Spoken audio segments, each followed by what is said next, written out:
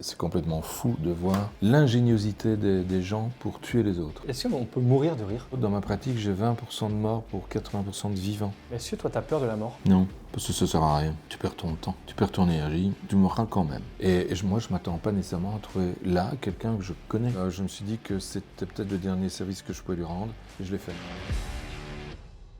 Salut à tous, aujourd'hui je suis pas tout seul, j'ai la chance de rencontrer Philippe Boxeau. Bonjour. Célèbre médecin légiste. Tu sors ton 4e livre, Ouais. La mort c'est ma vie. Oui. On va en parler évidemment tout au long de cette vidéo. Tu racontes plein d'histoires passionnantes. Comme tu as pu voir, ça va être une interview un peu particulière. Ouais, je vois qu'on va faire un puzzle. Voilà. Mais j'ai plus fait ça depuis le 15e siècle à peu près. Ah bah j'allais te demander ton rapport au puzzle justement, est-ce que tu aimes bien J'en ai fait quand j'étais gosse, tu sais, quand on s'emmerde et qu'il pleut, c'est toujours un bon plan le puzzle. Mais je suis pas un champion, ça fait longtemps que j'ai plus fait. Et je vois que tu m'en as pris entre 540 pièces. 540 pièces. Alors on va pas dire aux gens ce que c'est pour l'instant, ils le découvriront après. J'ai fait un peu le bourrin parce qu'effectivement 540 c'est très très dur. Surtout que vous verrez, le modèle est pas évident. Ah non, ça on peut dire. On va essayer ça. Si j'arrive à en emboîter deux, je te paie à boire. Bah déjà je crois que le secret c'est de commencer par trouver les bords. Non, c'est pas ça ton astuce toi? Franchement, je ne me souviens même plus comment. Je te dis, ça fait 1 siècle et demi plus que j'ai plus fait ça. Tu fais des autopsies, tu fais plein de trucs. Un puzzle, Autopsie, j'ai pas les corps découpés façon puzzle. Hein. Ça m'est déjà arrivé d'avoir quelqu'un c'était une femme qui était découpée en morceaux. Et on a retrouvé des morceaux par-ci, par-là, au fur et à mesure du temps. Il faut rassembler le corps. Enfin, faut... Oui, tu fais du DNA hein, pour bien vérifier que c'est bien des morceaux de la même dame. Il peut y avoir plusieurs dames différentes ou plusieurs personnes différentes en tout cas. Et puis tu fais vraiment un puzzle, quoi. Tu reconstitues pour voir. On te voit partout dans les médias. Oui, c'est de la folie. C'est de la folie. Tu restes médecin légiste. Oui, C'est que tu gardes ton activité. Comment ça a changé ton métier, le succès? Est-ce que quand tu arrives sur une scène de crime, les policiers te reconnaissent? Oui, de toute façon, mais on reconnaissait déjà avant. Parce que avant même les livres? Oui, parce qu'on n'a pas des territoires. On est à Liège. Hein. Liège, c'est une grande ville belge, je ne dis pas le contraire. Mais on se connaît beaucoup. Et ça fait plus de 30 ans que je fais de la médecine légale. Donc les policiers des brigades judiciaires, des polices judiciaires, etc., on se connaît depuis 30 ans. Oui, bon, je m'y retrouve pas, moi, dans ton truc. Ah bah là, c'est très très compliqué. Hein. Mais bon, après, on a 1 heure pour le faire. Hein. Faut le dire aux gens. Là. C'est très long, mais c'est très court aussi pour faire un puzzle de 540 pièces. Enfin, je dis 1 heure même. On va classer les pièces par couleur, déjà. Oui, on peut. C'est une bonne stratégie. Moi, je te dis, j'avais la stratégie de trouver les côtés. Mais tu vois, depuis les bouquins, célébrités, etc., Ouais. j'arrive plus à faire de garde. J'arrive plus à trouver. Il faut 24 heures. Oui. Enfin, il faut 36 heures de libre. Quand tu fais une garde, tu es parti pour 24 heures. Et puis, tu as encore 12 heures. 12 heures qui vont te permettre de faire une autopsie, par exemple. Si tu as eu un mort pendant la nuit, bah, tu le fais le lendemain matin. Avoir 36 heures d'affilée de libre, on ne vient pas m'emmerder. C'est très difficile. Ouais. C'est vraiment très difficile. Donc, je n'ai plus fait de garde depuis longtemps. Par contre, j'ai encore fait des autopsies. Ça, oui. Donc, je te disais, c'est le 4e livre, celui-là. Ouais. Les 3 autres se sont vendus hyper bien. Comment t'expliques un tel succès? Ah, je n'explique pas, moi. Ah ouais? Non, je ne comprends pas que les gens soient passionnés par ça? Oui, si, les séries policières passionnent, les séries des experts, tous ces machins-là, ça passionne. Je demande aux lecteurs, dites-moi ce qui vous plaît vraiment dans ce qu'on fait là, dans ce que je fais. Et alors ils me disent, on aime bien votre style, votre façon d'écrire, c'est comique, il y a du cynisme, on rigole. On rigole jamais d'humour, hein, on rigole de la mort, c'est pas la même chose. D'autres qui me disent, on aime bien parce que c'est des histoires courtes. Il y en a d'autres qui me disent que ce qu'ils aiment, c'est que ce sont des histoires vraies. Et c'est vrai que c'est des histoires vraies, en tout cas pour l'aspect médico-légal. Le reste est très romancé. J'ai pas envie que les familles, etc., reconnaissent le dossier et surtout que des tiers reconnaissent l'affaire. C'est pas une violation de secret, c'est rien de tout ça, c'est juste une question d'éthique, quoi. Ouais, j'allais te demander justement, on peut pas savoir en tant que lecteur la part de vérité, la part de... La vérité, c'est tout ce qui est médico-légal est parfaitement juste, parfaitement vrai. La discussion avec le policier, la discussion avec les magistrats, tout ça, c'est vrai. L'histoire, elle est romancée. J'ai changé les prénoms, je mets le prénom de mes copains. Et je voudrais juste revenir sur la couverture. Ouais. Parce que je lisais que c'était en réalité tes 2 filles. Oui. Ici qu'on voit. Margot, là, la plus jeune, elle a 20 ans. Et ma plus âgée ici, Marie-Émilie, qui a 29. Et on ne les voit pas. Elles sont complètement... C'est 2 jolies filles, c'est dommage, elles sont complètement cachées. Et ce que tu vois pas, c'est qu'il y a un mec qui est couché là par terre. Ouais. C'est le petit copain de ma fille aînée, qui fait le cadavre. On a fait ça dans le jardin d'une copine, hein, qui fait le cadavre. Et pour la photo, on a coupé. Ah, alors, oui. Il s'est couché par terre, il s'est sali pour rien. Ouais, il était pas trop triste? Non, ça va, il rigole. C'est un bon vivant, c'est marrant. Peut-être qu'il sera sur le 5e, sur la couverture du 5e. Ouais, va savoir. Vous avez déjà une idée sur le... Ouais, j'aimerais bien mettre ma pierre tombale. Ah oui. J'ai envie de la faire, ma pierre tombale, en fait. Comme ça, elle sera faite. Je veux une pierre noire, tu vois. Ouais. Philippe Boxeau, 15 du 6 65, c'est ma date de naissance, tiré et puis pas de date, on mettra après. Et sur la pierre tombale, quelques phrases issues de mes bouquins que j'aime bien, que je répète souvent, que j'ai plaisir à dire. Comme quoi, par exemple? Le cul et les écus. Ah oui, ça je l'ai beaucoup lu, ouais, c'est vrai. C'est une de mes phrases préférées, t'es con, tu meurs. Ouais, Ouais. c'est pas des phrases intelligentes, hein. Mais elles percutent bien, je trouve. Alors, on rit, mais je vois que tu trouves quand même... Ouais, enfin, je trouve. Ils étaient déjà associés, hein. Ah d'accord, bon bah... T'énerve pas, c'est... Ah non, je m'énerve pas du tout. On fait vraiment quand on peut. Mais quelle horreur. Ah oui, oui. En même temps, on cause tellement que je vais rien trouver Ah parce bah, qu'on oui. cause. Attends, parce que c'est pas mal, là, t'as fait un visage déjà. Oui, j'ai fait un visage. Mais on va pas dire qui c'est. Non. Tu sais qui c'est déjà? Oui. Ah oui, oui, oui, je la reconnais parfaitement bien. Peut-être que les gens savent, mais... Ah, ceux qui regardent en haut, là. Oui. Je sais pas s'il y a grand-chose, hein, mais... Il y a une histoire que j'ai adorée dans le livre, Ouais. c'est celle de Nathan qui sort ses poubelles. Est-ce que tu peux la raconter? Un gars, il sort ses poubelles et on le trouve mort à l'intérieur de son domicile, porte ouverte, devant... Il a traversé le vestibule, il a traversé tout son living, et il s'est effondré devant le téléphone. C'est une époque où les téléphones étaient encore attachés au mur, tu vois. Il était couché par terre, il avait le cornet de téléphone pas très loin de sa main, le téléphone était renversé, et il y avait une énorme mare de sang, mais devant lui, à partir de tout autour de sa tête, quoi. Et quand je regarde, je vois qu'il a un trou là. Un beau trou, en gros, hein, 2 cm de diamètre. Et puis quand j'ai autopsié, j'ai vu que le trou allait jusqu'à peu près 8 à 10 cm de profondeur. Donc c'est pas banal, quoi. C'est vraiment un gros machin. Et on était parti sur l'idée qu'il avait été agressé. Mais le problème, c'est qu'il avait neigé. Et donc les traces de pas dans la neige, forcément, tu les as. Alors on avait les traces de pas des policiers, les miennes, ceux du bonhomme, de Nathan, mais on n'avait pas les autres. Celles du meurtrier. Ouais. Donc le gars était sorti déposer ses poubelles, il rentre, et quand il rentre, il y a un truc qui se passe, il meurt devant son combi téléphonique.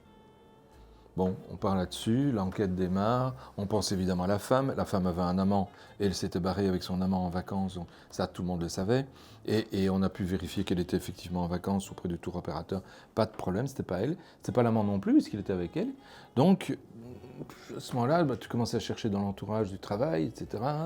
L'enquête démarre, on trouve rien, ça patine, et le juge dit, écoutez, on va faire une reconstitution. Peut-être que ça va nous donner des idées. Ouais. C'est ce qu'on fait souvent dans ce cas-là. Le jour de la reconstitution, c'était plus l'hiver, c'était l'été. Ils avaient crevé chaud. J'étais devant la maison avec le policier qui m'avait accueilli le jour de la découverte du corps. On papote, tu sais, on parle toujours du temps. Oui. Hein. Ça, c'est le sujet inépuisable. Et je dis, putain, il fait chaud aujourd'hui. Il dit, ouais, vous vous souvenez, comme il faisait froid l'autre jour? Je dis, oui. Il y a même du verglas. Je lui dis, il y a même du verglas. Il me dit, oui, vous savez, il y avait des stalactites qui pendaient là, le long de la corniche. J'ai dû tout casser parce que c'est quand même dangereux, ces affaires-là. Et vraiment, t'as la pièce qui tombe là. Et je m'exclame, putain, bon, j'aurais peut-être pas dû, mais ça m'est sorti comme ça. T'as le juge qui s'arrête, qui me regarde, ça va docteur? Monsieur le juge, excusez-moi, oui, ça va très bien. J'ai une idée, il me faudrait une échelle. Vous êtes sûr que ça va vraiment bien? Il est un peu inquiet. Et avec l'échelle, je suis monté sur le toit. Parce qu'en fait, on avait trouvé dans la plaie de la mousse. Et je ne voyais pas du tout d'où elle venait, cette mousse. Mousse végétale. Ouais. Ouais, une espèce de lichen. Et je me dis, si elle avait été sur l'arme, elle se serait essuyée lors du passage à travers les vêtements, on ne l'aurait pas retrouvée à l'intérieur. Et je ne comprenais pas d'où venait cette mousse. Et là, j'ai pigé, évidemment. Ouais. La mousse est à l'intérieur d'une stalactite qui lui est tombée dessus. Il n'a pas retiré la stalactite. Il est allé jusqu'au téléphone. Il est mort, la stalactite a fondu et le sang s'est répandu par terre passivement, quoi. Ouais, c'est dingue. Écoute, la tête de tout le monde. Écoutez, c'est complètement extraordinaire ce truc. Hein. Si jamais ça arrive à quelqu'un qui nous regarde, est-ce que si quelque chose se plante, il faut le retirer? Jamais. Quand quelque chose est planté, on ne le retire pas parce qu'il fait obstacle à l'écoulement du sang. Ouais. Si tu le retires, tu risques de permettre justement au sang de foutre le camp. Alors j'ai vu qu'il y avait des journalistes aussi qui ne croyaient pas. Alors tu as un petit truc pour... En fait, je leur montre toujours les mêmes images. Hein. C'est des images que je montre dans ma conférence, des images que mes étudiants ont vues.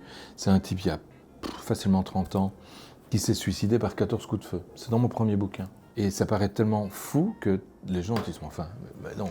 Non, pourquoi? Parce que dans les films, quand tu vois qu'on tire sur quelqu'un qui a 6,35, toi c'est le petit flingue, ça fait pif, et tu vois le mec qui recule de 3 mètres, collé au mur, une mare de sang, il est effondré, il est mort.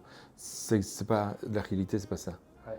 Il faut d'abord perdre du sang avant de mourir, hein, ou en tout cas avoir un organe touché, sur un organe vital, qui par le fait qu'il ne fonctionne plus engendre le décès, le cerveau par exemple.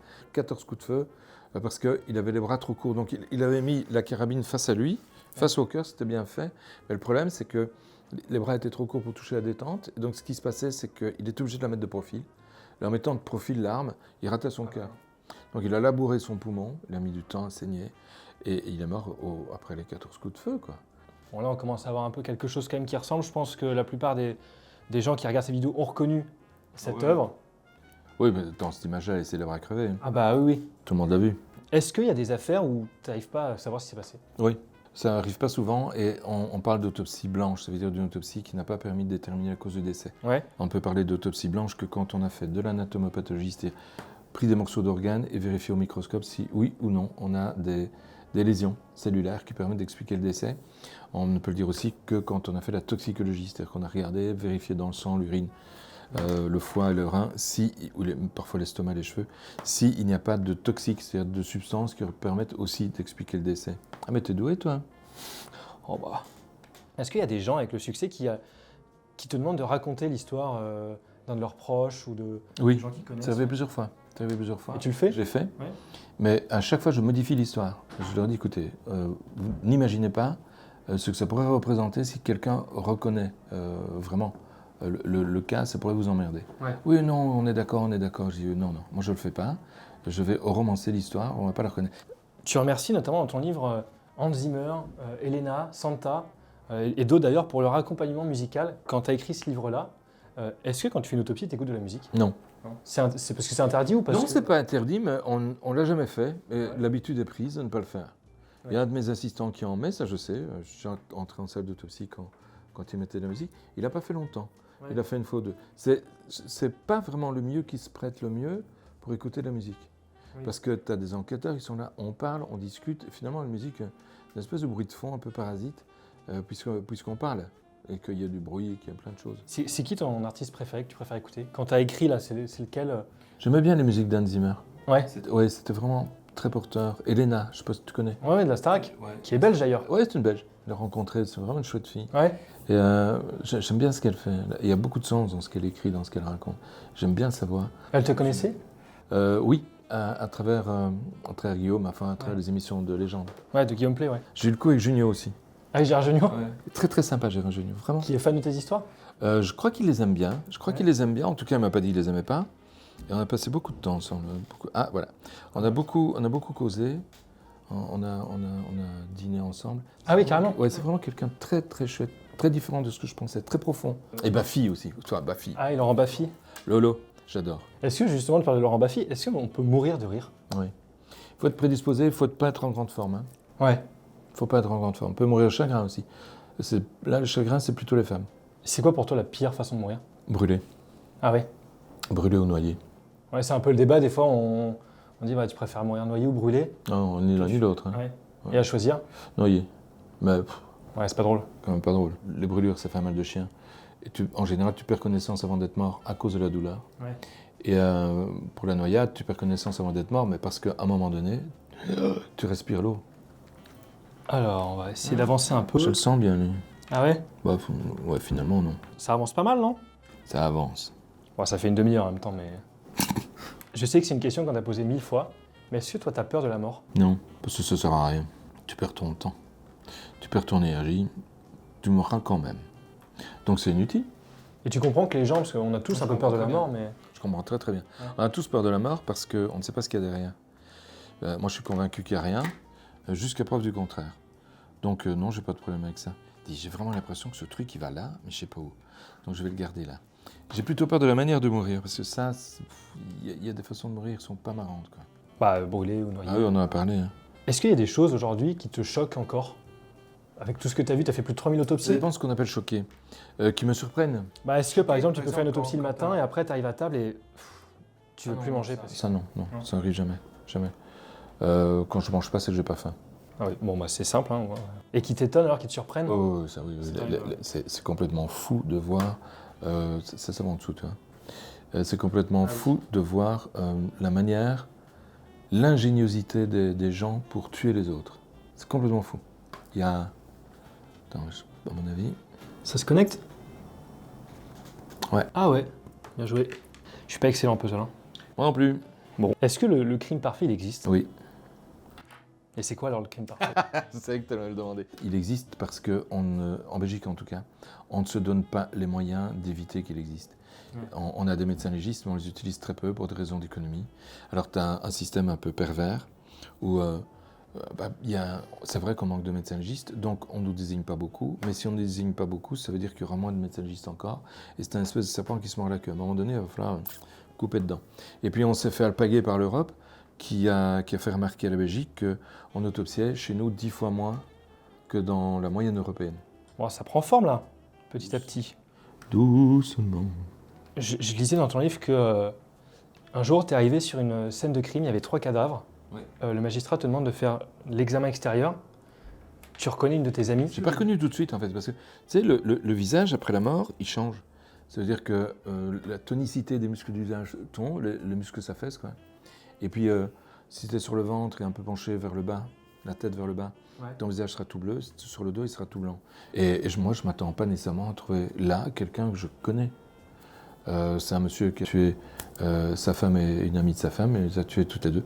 Il s'est tué ensuite.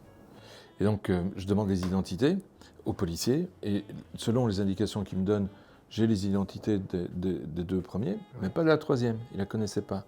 Mais il me donne des indices. Il me dit, écoute, ce que je sais, c'est qu'elle est comme ceci, comme ça. Je donne le nom et le prénom. Oui, c'est ça. Et putain, c'était ma copine. Donc, ça a été un problème. En fait, j'ai voulu me désister, parce que dans notre système judiciaire, comme en France d'ailleurs, à partir du moment où tu connais quelqu'un, on peut penser que tu n'es plus aussi neutre qu'il le faudrait pour le bon exercice de la justice. Ouais. Et donc, ce défaut de neutralité fait que normalement, tu dis, écoutez, moi, je me récuse parce que je la connais. Et le magistrat me dit, écoute, le juge d'instruction, on se tutoie beaucoup à Liège, il me dit, écoute, l'affaire est éteinte, la dame là, elle est morte, tout le monde est mort, l'auteur est mort, c'est terminé, l'affaire pénale est éteinte. Donc, moi je veux juste avoir un examen extérieur, un examen du corps, pour avoir un dossier complet. On ne va pas faire d'autopsie, on ne va plus poursuivre personne. Si tu es d'accord, tu peux le faire. Il n'y a pas de problème de neutralité. Et je me suis dit que c'était peut-être le dernier service que je pouvais lui rendre, et je l'ai fait. Je l'ai fait, mais aidé par mes copains, l'expert en balistique qui étaient là, les gars du labo. On l'a fait ensemble, quoi. On l'a fait ensemble. Parce que tout seul, j'aurais pas pu. Mais c'était pas le plus beau jour de ma vie. Ah bah ouais, je viens de croire. Non, il va pas là. Non, ouais, j'essaie de forcer un peu, mais... Ah, ça sert à rien, ça.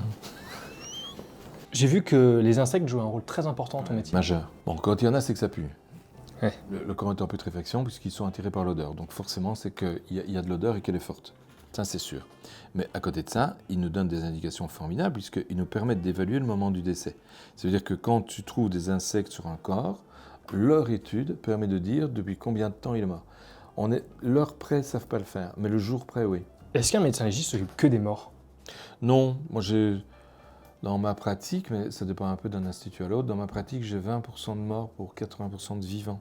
Ah oui, c'est autant... Ah ouais. La médecine légale est tellement mal payée que c'est la seule spécialité en Belgique qu'on nous a autorisé à faire en même temps qu'une autre. Donc tu peux être médecin légiste et tu as un même intérêt si tu veux vivre et faire autre chose. Moi, j'ai pas besoin de ça parce que je suis prof du NIF, donc je suis payé de toute façon par l'État. Mais pour faire vivre l'Institut, j'ai une deuxième spécialité qui est la médecine expertise.